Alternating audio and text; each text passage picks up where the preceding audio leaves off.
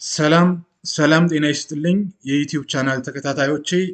በዛሬው ዕለት ደግሞ የጊዜ አመራር ጠቀሜታውና ተግዳሮቶቹ በሚል በክፍል 2 ማለት ነው ትምህርትን ይዤላችሁ ቀርቤያለሁኝ።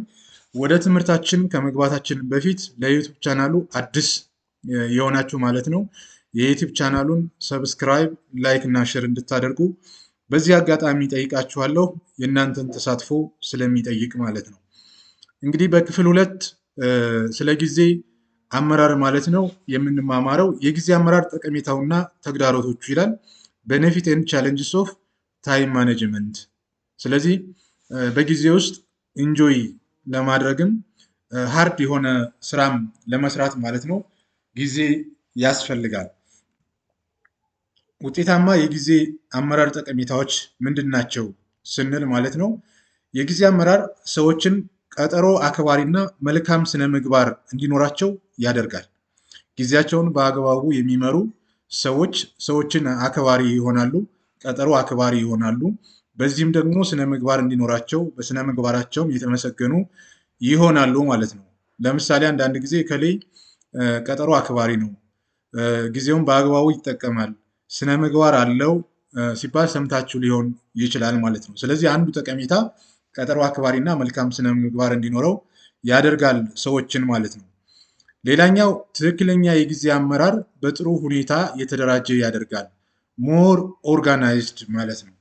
እዚህ በስዕሉ ላይ እንደምንመለከተው የአንድ ሱፐርማርኬት እቃዎች ማለት ነው በተገቢው መንገድ ተደርድረው ተዘጋጅተው ለእይታ ሳቢ ሆነው እናያቸዋለን። ስለዚህ ይህንን እና መሰል ተቋማትን የሚመሩ አካላት ማለት ነው ትክክለኛ የጊዜ አመራር በጥሩ ሁኔታ የተደራጀ ስራ ይሰራል፣ ያደራጃል። ተቋሙን ሞር ምን ያደርጋል? ኦርጋናይዝድ ያደርጋል። በየጊዜው ማለት ነው እያየ ለማሻሻል ጥረት ያደርጋል። ኮንቲኒየስ የሆነ ኢምፕሩቭመንት ያደርጋል ማለት ነው። ያ ምንድን ነው? ገዢዎችን ማለት ነው ለመማረክ እና ገበያ እድል ለመፍጠር ያስችላል ማለት ነው። ወይም ተገልጋዮችን ሊያረካ ይችላል ማለት ነው። ሌላኛው እዚህ ጋር የምንመለከተው በስዕሉ ላይ ማለት ነው ዲስኦርጋናይዝድ የሆነ ተቋም ወይም ኦፊስ ሊሆን ይችላል። እንደዚህ ዲስኦርጋናይዝድ የሆነ ተቋም፣ ያልተደራጀ ተቋም ለሚመራውም መሪ ብቻ ሳይሆን ወይም በዚህ ተቋም ውስጥ የሚሰሩ ሰራተኞችን ብቻ ሳይሆን ተገልጋዮችንም እርካታ የማይሰጥ ይሆናል ማለት ነው። ስለዚህ ይሄን ማድረግ ተገልጋዮችን ከተቋማችን እንዲነጠሉ ያደርጋል። በቤታችንም ቢሆን ዲስኦርጋናይዝድ የሆነ የልብስ አቀማመጥ፣ የእቃዎች አቀማመጥ ካለ በዛው ልክ ደግሞ ጊዜያችንን በአግባቡ እየተጠቀምን እንዳልሆነ ያመላክታል ማለት ነው። ሌላው ጠቀሜታ የጊዜ ምንድነው? ዓላማን በአጭር ጊዜ ያሳካል። በአግባቡ ማለት ነው ፍላጎት ያለው መወሰን የቻለ ቁርጠኛ የሆነ እና ዲሲፕሊን የሆነ ሰው ማለት ነው በሚፈልገው መንገድ ዓላማውን ሊያሳካ ይችላል ማለት ነው። እና ሌላው ጥቅም ዓላማን በአጭር ጊዜ ያሳካል ጊዜ ማለት ነው። ሌላው የተሻለ እቅድ ለማዘጋጀት እና የተሻለ ትንበያ እንዲኖር ያስችላል። ሁልጊዜ እንድናስብ፣ ሁልጊዜ እንድናሰላስል፣ ሁልጊዜ የተሻለ ነገር እንድንፈጥር፣ ሁልጊዜ የተሻለ ነገር እንድናቅድ ጊዜ ራሱን የቻለ ጥቅም አለው ማለት ነው። ስለዚህ ሌላኛው ጥቅም ይህን ማንሳት እንችላለን። ሌላው የጊዜ ጠቀሜታን ስንመለከት ምርትና ውጤታማነታችንን ይጨምራል። ምናልባት በምስሉ ላይ እንደምትመለከቱት አንድ ትልቅ የጋርመንት ኢንዱስትሪ ወይም የጨርቃጨርቅ ኢንዱስትሪ ነው። እንግዲህ ይህንን ጋርመንት ሲመራ ማለት ነው ብዙ የሰው ኃይል አለ፣ ብዙ የሆነ ካፒታል አለ፣ ማሽን አለ። ስለዚህ ይህንን በአግባቡ መምራት ያስፈልጋል። የሰው ኃይሉን መምራት ጊዜን መምራት ኢቭን ጭምር ነው እና ምርትና ምርታማነትን ለመጨመር እድል ይሰጣል ማለት ነው ጊዜን በአግባቡ መጠቀም። ሌላኛው ጠቀሜታ ምንድነው? የስራ ጫናን ይቀንሳል። ምናልባት ለነገ ብለን የምናስቀምጠው ስራ ነገ ላይ ሳንሰራው ስንቀር በተመሳሳይ መንገድ የስራ ጫና እየፈጠረ በየዕለቱ ይቀጥላል ማለት ነው። ስለዚህ ኦቨርዌልሚንግ ስትረስ፣ ወርክ ኤንድ ሆም ፕሮጀክትስ፣ ፖዝ፣ ክላይንት፣ ኪድስ፣ ኮወርከርስ እነዚህ በአግባቡ መሰራት ያለባቸው እንክብካቤ የሚያስፈልጋቸው ጉዳዮች ናቸው ማለት ነው። ሌላኛው ጠቀሜታ ከውጥረትና ከጭንቀት ያድነናል። እያንዳንዱን ደቂቃና ሰዓት፣ ቀን፣ ሳምንትና ወር፣ ዓመታትን የምንሰራቸውን ጊዜ እየሰራን ስንሄድ ውጥረትና ከጭንቀት ሊታደገን ይችላል ማለት ነው። ሌላኛው በዚህ ክፍል የምናየው የደካማ የጊዜ አመራር ምልክቶች ምንድን ናቸው የሚለውን ነው። አንደኛው የማያቋርጥ ጥድፊያ ያለው ኮንስታንት ሩሺንግ ይባላል። ደካማ የሆነ የጊዜ አመራር የሚጠቀም ግለሰብም ሆነ የትኛውም አካል ማለት ነው ጥድፊያ ይበዛበታል። ሁለተኛው ማዘግየት ወይም ፍሪኩዌንት ዲሌይስ፣ ስራዎችን በተደጋጋሚ ያዘገያል፣ አይወስንም በጊዜው ማለት ነው። ሶስተኛው ቀጠሮን ያለማክበር፣ ይሄ ፑር ፐንክቹዋሊቲ እንለዋለን። ቀጠሮን ማለት ነው አያከብርም፣ በጊዜው አይገኝም ወይ ይቀራል ማለት ነው። ደካማ የስራ አፈጻጸም ወይም ፑር ፐርፎርማንስ ይኖረዋል፣ ጊዜውን በአግባቡ የማይጠቀም። የስራ ፍላጎትና አቅም ማጣት ላክ ኦፍ ኢነርጂ ያጋጥመዋል ማለት ነው። ትኩረት ማጣት ላክ ኦፍ ፎከስ። ሌላኛው ምልክት ምንድነው? ሁሉንም ነገር በራስ ለመስራት መፈለግ ዱይንግ ኤቭሪቲንግ ዩርሰልፍ።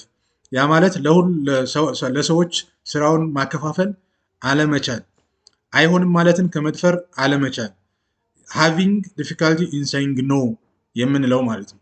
ሌላው ፍጹማዊነት ፐርፌክሽኒዝም፣ እኔ ብቻ ነኝ የማውቀው የምችለው የሚል ሀሳብና አመለካከት ውስጥ ሊያስገባ ይችላል። የደካማ የጊዜ አመራር ምልክት ነው በራሱ ፍጹማዊነት ማለት ነው። ሌላኛው የምናየው ምንድነው? በዚህ ክፍል ውስጥ የጊዜ ሌቦች ወይም አባካኞች ምንድን ናቸው? ታይም ቲፍስ ኦር ዋስተርስ የሚባሉት ማለት ነው። ጊዜን የሚሰርቁ ነገሮች ማለት ነው። አንደኛውና የመጀመሪያው በየቀኑ ለምርታማነት ጥቅም ከሚውለው ጊዜያችን በአብዛኛው የጊዜ ሌቦች ይቀሙናል።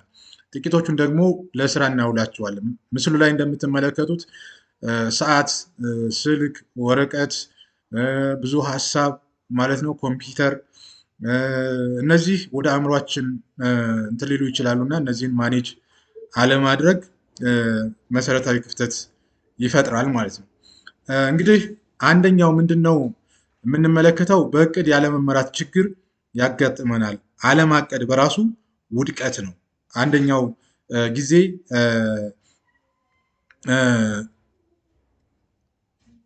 የጊዜ ሌባ ወይም አባካኝ የምንለው ማለት ነው። ሁለተኛው አስቸኳይና ደራሽ በሆኑ ስራዎች መጠመድ ነው። ደራሽ በሆኑ ስራዎች መጠመድ ሌላው ችግር ነው ማለት ነው።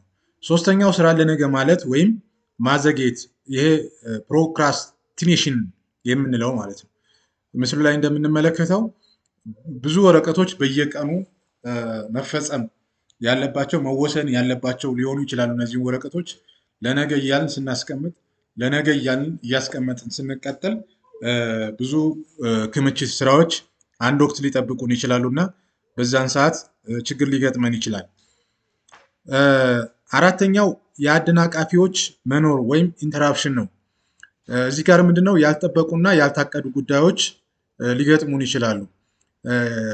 ቻት ወይም ኢሜል ጥሪ፣ የስልክ ጥሪዎች፣ ያልታቀዱ ስብሰባዎች፣ ሰዎች ለወሬ ወደ እኛ ቢሮ ሲመጡ ማለት ነው። ጊዜዎቻችንን በአግባቡ እንዳንጠቀም የሚያደናቅፉ ወይም ኢንተራፕት ሊያደርጉን የሚችሉ ናቸው። አንደኛው ዋስተርስ ኦር ቲፍስ፣ ታይም ቲፍስ የምንላቸው ማለት ነው። ከዚሁ ጋር ምንድነው? አንዳንድ ጥናቶች እንደሚሉት ሰዎች በስራ ዓለም ዋነኛ የጊዜ አባካኞች ናቸው። ሰዎች በራሳቸው ማለት ነው። 50% የሚሆኑ የስራ ጊዜ ከስራ ባልደረቦቻቸው በሚኖር ወሬ ይባክናል።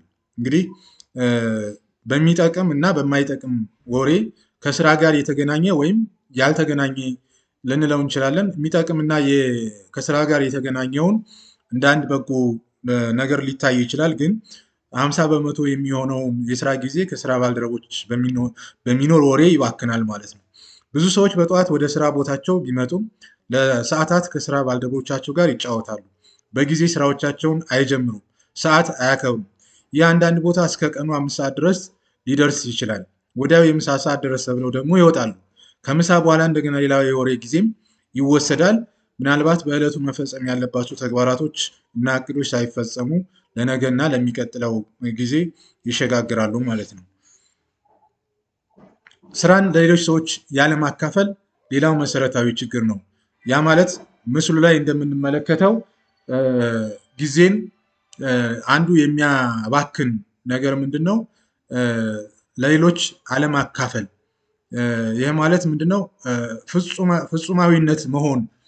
ምስሉ ላይ እንደምንመለከተው የኢትዮጵያን እንትን ማለት ነው የመሬት እንትን የመሸከም አይነት ነገር እስከ መድረስ ማለት ነው። እና ስራን ለሌሎች ማካፈል ጠቃሚ እንደሆነ ያስረዳናል። 6ኛው አላስፈላጊ ስብሰባዎች መኖር። በተደጋጋሚ ስብሰባዎች የሚኖሩ ከሆነ ከሚያዳምጠው ይልቅ የማያዳምጠው ይበዛና ምናልባት መጨረሻ ላይ በምስሉ ላይ እንደምንመለከተው እንትን ሊያደርግ ይችላል።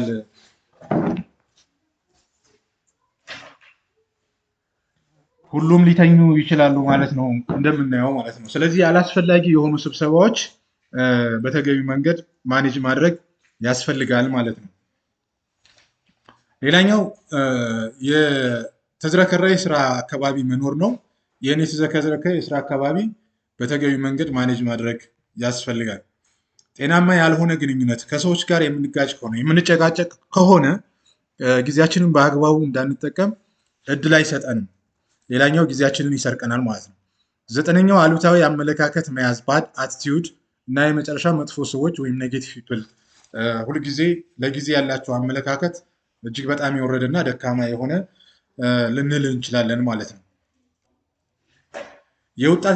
የውጤታማ የጊዜ አጠቃቀም መሰናክሎችን እንዴት እንቅረፍ ነው። እንግዲህ ብዙ መሰናክሎች አሉ። እነዛን ለመቅረፍ የሚያስችሉ ዘዴዎች ምንድናቸው ነው? አንደኛው የስልክ አደናቃፊዎችን እንዴት አድርገን ነው ልንቀንስ የምንችለው? የሚባክኑ ሰዓቶችን መቀነስ፣ ማስተላለፍ የምንፈልገውን ጉዳይ ብቻ በማስታወሻ ማስፈር፣ በስብሰባ ወይም በስልጠና ሳይለንት ማድረግ ወይም ከተቻለ ደግሞ ስዊች፣ ፈጣንና በቀጥታ ወደ ዋናው ነጥብ መግባት ያስፈልጋል። ከስልክ ጋር የተያያዙ ዲስተርብ የሚያደርጉ ጉዳዮችን ለመቀነስ ማለት ነው። ሌላይ ምንድን ነው የምናየው? ደራሽ ጎብኚዎች ወይም ድሮፕኢን ቪዚተርስ የሚባሉ ማለት ነው። በሁለት ከፍለን ልናያቸው እንችላለን። የውስጥ ጎብኚዎች በተገቢው መሸኘት ማለት ጊዜን በአግባቡ ተጠቅሞ ተነጋግሮ ወደ ጉዳዩ ማለት ነው። አንዳንድ ጊዜ እንደ አባባል ማለት ነው ወደ ገደለው ግባ ይባላል እና በተገቢው ጊዜና ሰዓት ተነጋግሮ መሸኘት ያስፈልጋል። የውጭ ጎብኚዎች የሚያስፈልጉን ከሆነ ደግሞ በቀጠሮ ማስተናገድ ይኖርብናል። በቀጠሮ ሰዓት ደግሞ መገኘት አለብን ማለት ነው። ሀመርሃ ስብሰባዎች ወይም ሚቲንግን ምን ማድረግ ነው ያለብን? ከ25 እስከ 50 ከመቶ የማኔጅመንት ስራዎች ስብሰባዎች ናቸው። ብዙውን ጊዜ ማለት ነው ስብሰባዎች ይበዛሉ፣ ውይይቶች ይበዛሉ።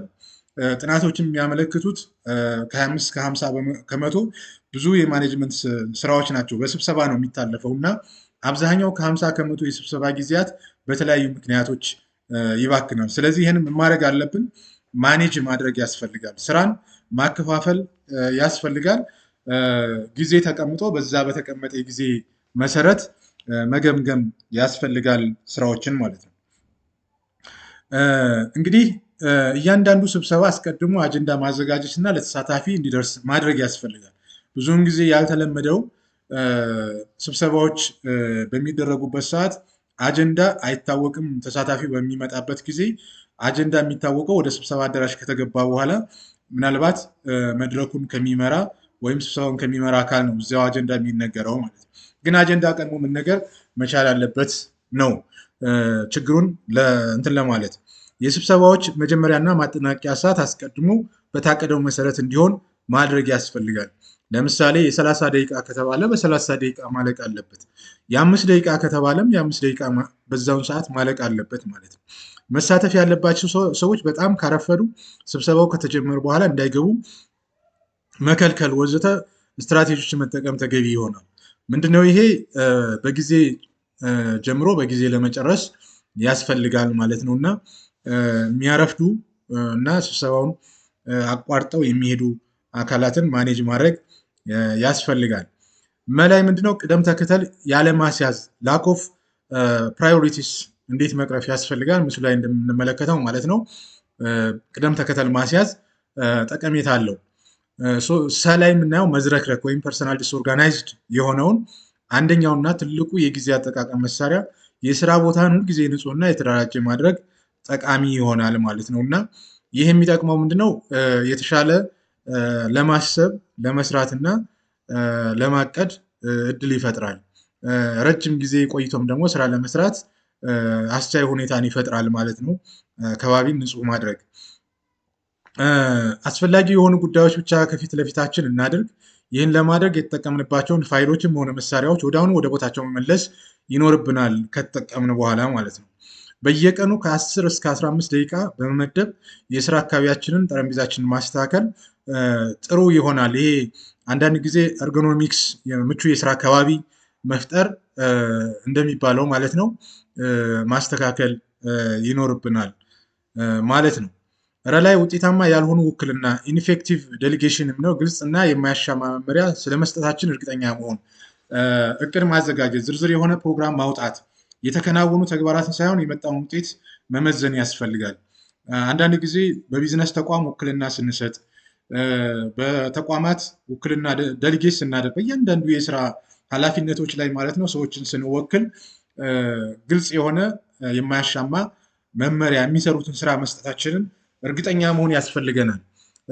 እንዲሰሩ የምንፈልገውን እቅድ ማዘጋጀት፣ ዝርዝር የሆነ ፕሮግራም አውጥቶ መስጠት ያስፈልጋል ማለት ነው እና መጨረሻ ላይ ርክክብ በሚደረግበት ጊዜ የመጣውን ውጤት መመዘን ጥሩ ይሆናል ማለት ነው።